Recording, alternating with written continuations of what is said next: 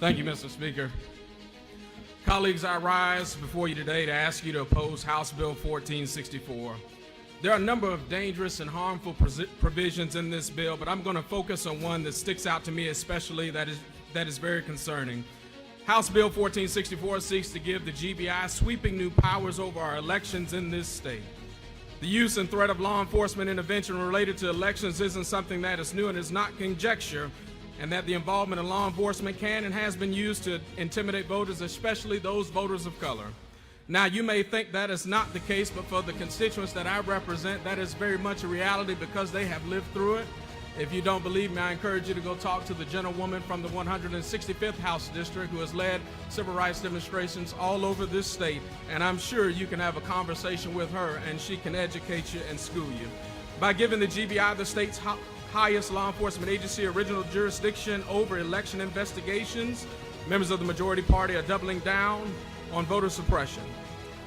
Now, some would have you believe that this is not the case, but this practice dates back not only to the Jim Crow era and beyond, but under this chapter, this is another attack on the right to vote.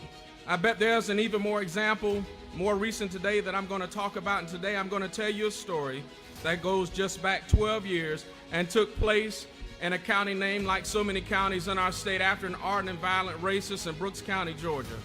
So what happened in Brooks County in 2010 is the perfect illustration of how the majority party has used law enforcement to suppress and intimidate black officials and voters, and it's a perfect illustration of the majority party's motives with House Bill 1464 and giving the GBI sweeping new authorities over our elections. In 2010, we saw a blatant act of voter suppression and intimidation after 3 black women got elected to the Brooks County School Board, and their election flipped the school board from majority white to majority black. And after their elections, they were arrested. 12 black people in total were arrested under the direction of the Secretary of State, who was Brian Kemp at the time, and these 3 women and 9 of their allies and friends were all arrested. And they were charged with 120 counts of voter fraud. And what truly was their crime? As far as I know, it's not a crime for black people to get elected to office and to make their voices heard at the ballot box, although in this state it might seem hard sometimes. The election of these black community members and educators to the Brooks County School Board did not break any laws, but it upset the power structure that existed in Brooks County, which was enough motivation for the Secretary of State and state officials to send the GBI to investigate it, and it was even more motivation for the DA at the time to vow to prosecute these individuals even without hearing any evidence or having any hard evidence of any wrongdoing. Even after devoting extensive resources to this quote-unquote investigation, all the charges were dropped. I'd like to make a juxtaposition here that these folks were arrested in Brooks County quicker than the folks who had killed Ahmaud Arbery were arrested and prosecuted in Glenn County, Georgia. But the one thing about this case of extreme voter suppression that sticks with me are the words of the GBI director at the time. He said, and I quote, "It's really extraordinary that the GBI would conduct voter fraud investigations," end quote. The GBI conducting voter fraud investigations is extraordinary. Let that sink in. It's unusual, it's remarkable, it's unbelievable. So why is the majority party trying to pass a bill that would give the GBI original jurisdiction to do just that? Well, the majority party will say it's all about preventing voter fraud, and that's exactly what Brian Kemp and others would like to say happened in 2010 in Brooks County.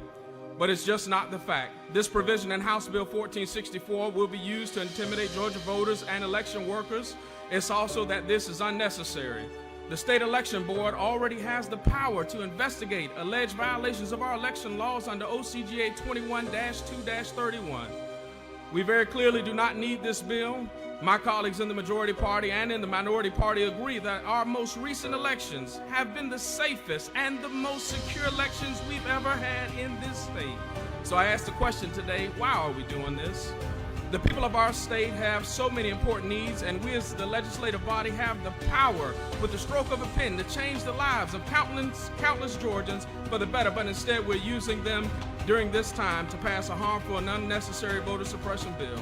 But we all know the truth. We're wasting our time on this bill. The truth is that after record turnout amongst voters of colors that flipped Georgia blue and sent Senators Raphael Warnock and John Ossoff to D.C., we see that folks in the majority party are doing exactly what they've done before, using any means necessary to hold on to power. And we all know that why we're seeing another bill attacking our election system and our election workers in the state of Georgia. It has nothing to do with election integrity or security. This bill is about the majority party legislating on the lie, the big lie. But I'll leave you with this as I close. Something we've all heard before, and my grandmother used to say this: a lie don't care who tell it. So I'm asking each of you to stand on the side of truth, and the truth is this bill is unnecessary and it's dangerous and egregious. And I'm asking each of you to please vote no on House Bill 1464 so we can focus on bringing real solutions to the real problems that Georgians face every day. And with that, Mr. Speaker,